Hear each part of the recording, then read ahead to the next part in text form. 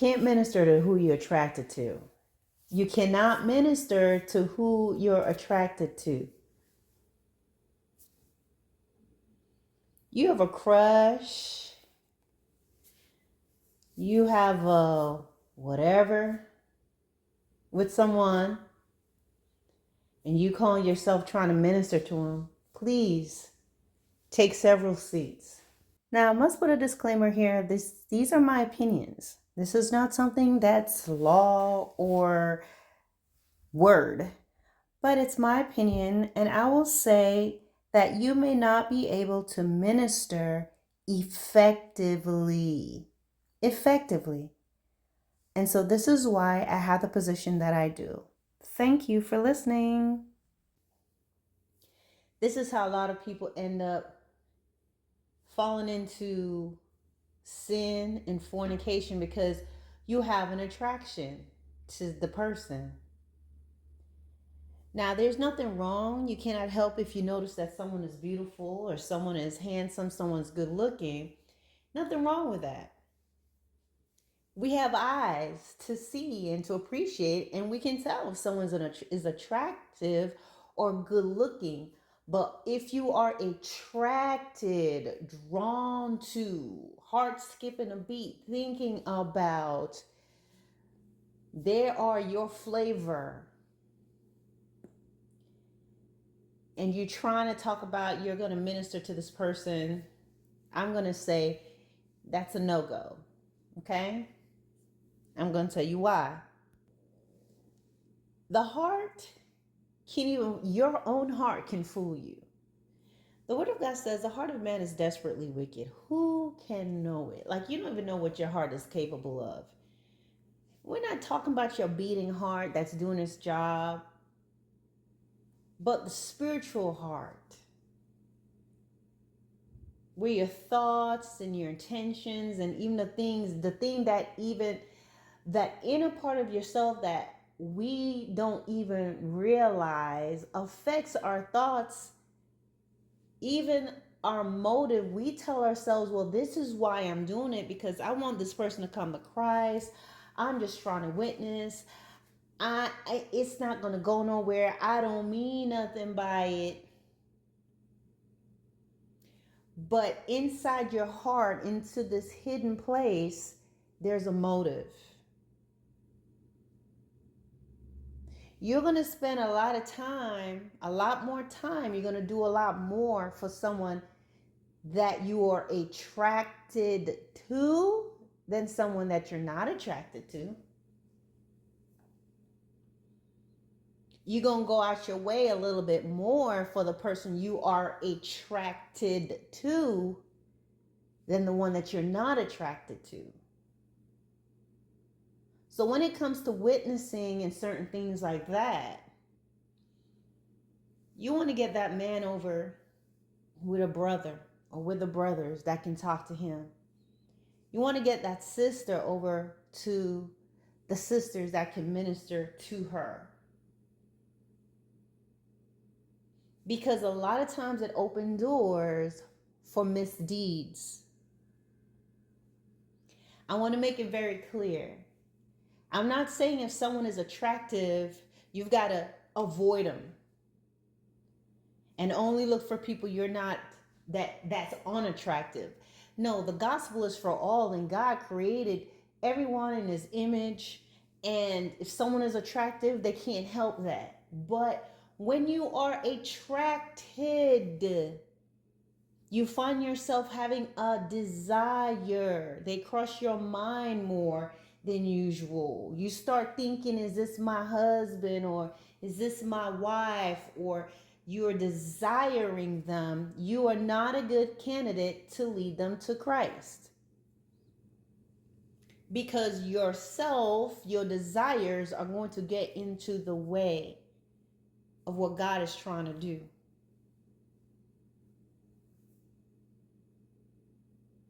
You're calling them and you're going to be, oh, it's about the Bible, it's about church, but there's something else. It's going to open a door for another conversation or for something else that can either cause that person to fall, or they can cause you to fall, or There's no conversation about God nowhere near anywhere, and then you find yourself in a compromising position.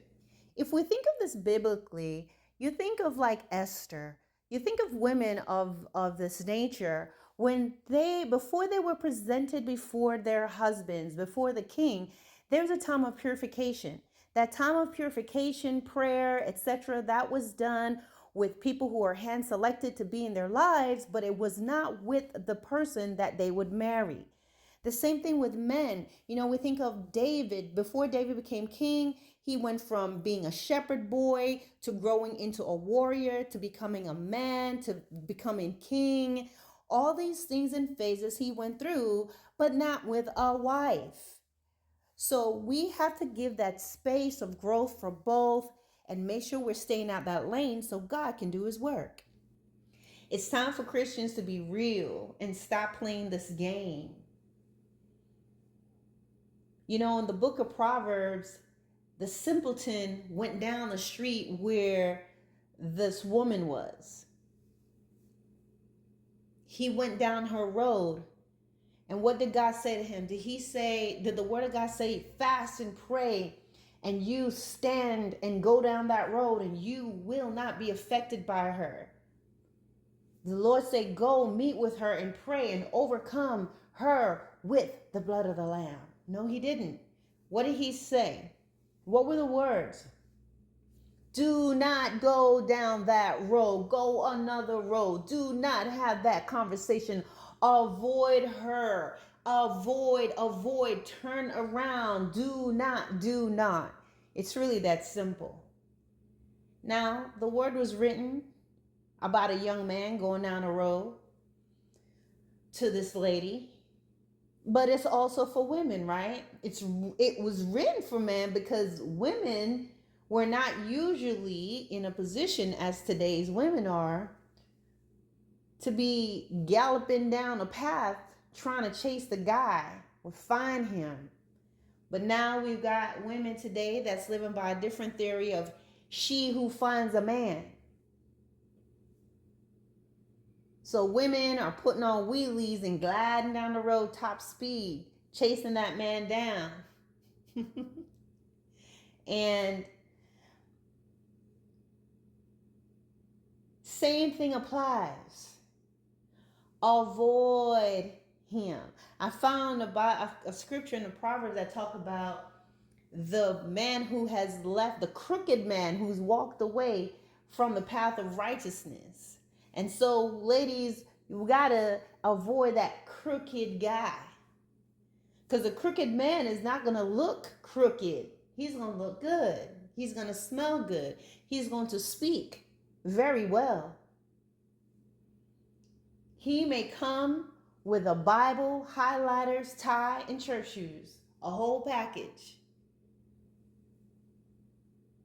You know how that gets, ladies. The man comes into the church and the lady's nostrils gets to flaring. People start walking faster, trying to get to him in the parking lot, seeing where he going to eat. Did he eat? What, you want to come over? Not to say I haven't been a part of that group. I'm not trying to put anybody down. I just haven't.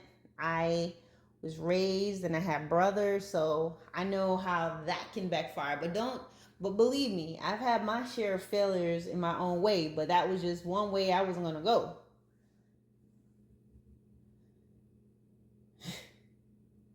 But ladies, we know the deal. You know when you're attracted to that man, why you're not asking Mr. Ernest to come study with you? You don't like him. You're not attracted to him. But you're going to behave differently with this man who you find attractive. Who you are attracted to. Your desires, those things that you may want to keep hidden, you may think he's not going to know, he's not going to sense, it's going to come up because we're spiritual beings. And if he's a good looking guy and he's just a man, he knows.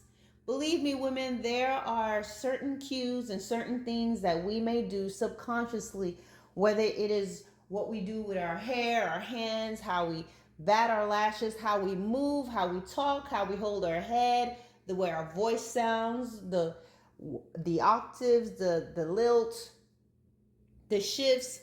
He's going to know. He knows why you ran him down outside the church in your little church slippers. You changed out your heels and ran him down to ask him something insignificant. All right? You baked him something and brought it to church, made him some macaroni, or you found out something, you asked him something a week before and he told you he liked I don't know, what's that thing? What is that thing? I can see it in my head. Always got the wafer cookies on the top. Banana pudding. But you know he likes when y'all make that, and so you go and you make that, and you beeline to the car to give it to him. He knows what's up.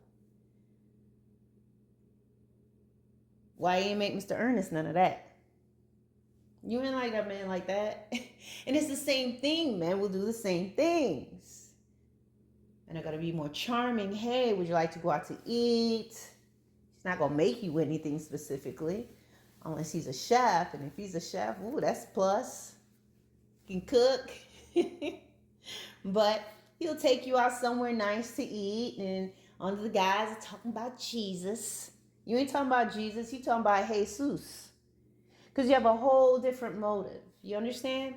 So what we have to understand, that woman can pick up on when you're attracted to her as well.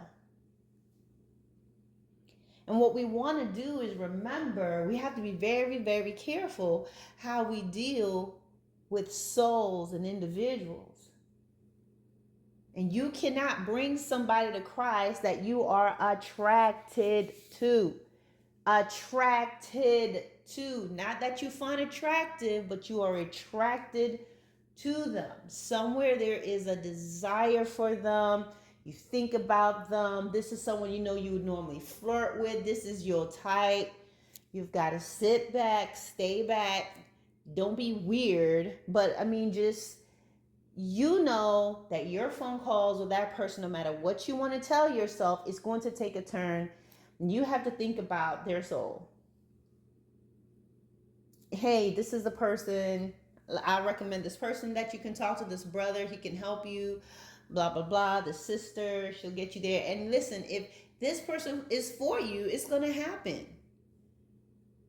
You would not have gotten in the way or compromised what was going to be and was going to be done God's way anyway. Or this person may not be for you at all. But you're not going to get to mess them up and cause them to stumble, or cause yourself to stumble in the process.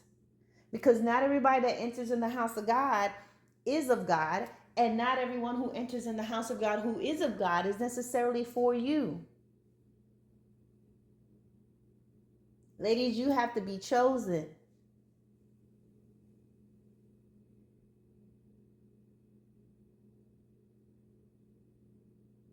Men, don't pick a flower that you're going to toss. Don't go and there's a garden. You go in the garden and those flowers are rooted and thriving and doing well. That woman is rooted and thriving and doing well. Or she's entered in and she wants to get rooted and grounded and she's doing well. And then you trying to pick her because she's pretty, but you have no intention of stabilizing her or putting her in good ground in with you to grow and to thrive together. She's just pretty at the moment. You also need to understand that there are women out there who can get your head wrapped up, tied up, tangled up, and it's not going to be in Jesus. There are women who are skilled in understanding how to flirt, how to draw you in, how to have you sharing all your heart like Samson, and eventually taking your strength and destroying you, and everything that God has built and everything that God has instilled in you. She can cause all that to go. And you don't want to be like Samson, asking God to give you strength one more time, just to shake one more time before you're utterly destroyed. It's a serious thing. It's serious for yourself. It's also serious for that person.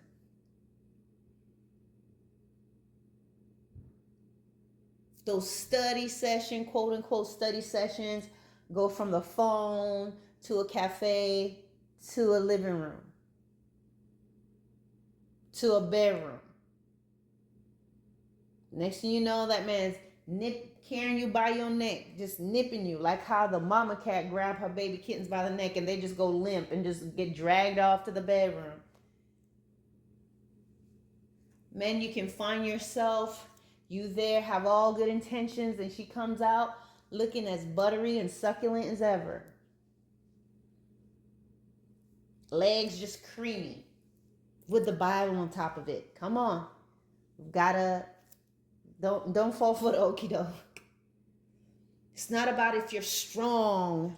It's not about if you're just weak in God. No, don't go over there. That's what the Word of God says. Avoid it. Don't do it. Don't go there. Well, what about Jesus? He was speaking to her in public.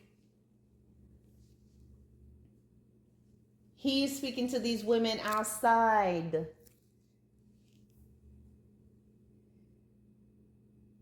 And if you pay attention, you'll see that there are always other people around. He fellowshipped. He was sitting with the Pharisees when the lady came and washed his feet with her hair. He had others together when the lady from the well said, "Come see a man." He ministered all night. Jesus was wise. And we have to be wise as well. So no, don't try it. You cannot minister to someone that you are attracted to, deep desire for, wanting. There's going to be a compromise somewhere. You're going to put yourself somewhere in the mix. You're going to have that conversation. You'll talk about God, but somewhere in there, there's going to be a fly in the ointment, just as it says in the book of Proverbs. You're going to mess up somewhere because of your attraction, which is going to create a motive, whether you mean it or not. So pass them on. You could still be friendly, but you need God to work on these individuals, whether they're for you or for someone else. You don't want to be an interference. You don't want to be a stumbling block.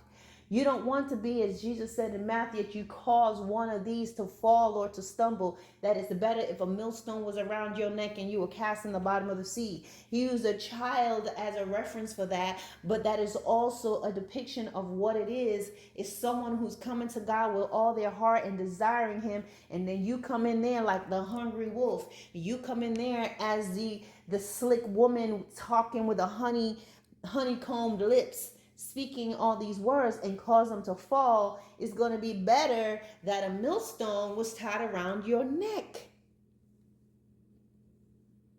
I can't think of it. Nope. No, I don't want that. Tied around my neck and throw me in the bottom of the sea. You didn't kill me first. You threw me in like that? No, I don't want that. So just something to think about. It keeps us out of trouble. It keeps everything above board. Yes, you're going to have that one person that's going to try to argue this. Well, I've done this, and you may be the exception, but you're not the rule. That situation may have been the exception, but it's not the rule. So understand the difference between finding someone attractive, which there's nothing wrong with that, and finding and being attracted to someone. I received an email. Someone talked to me about something like that. They were asking me a question about a scenario, and that was one thing. Someone may find you attractive, but not necessarily want to be with you. But if they're attracted to you, there's a difference. Okay? All right, guys. Thank you for listening, and God bless. Let me know what you think about this.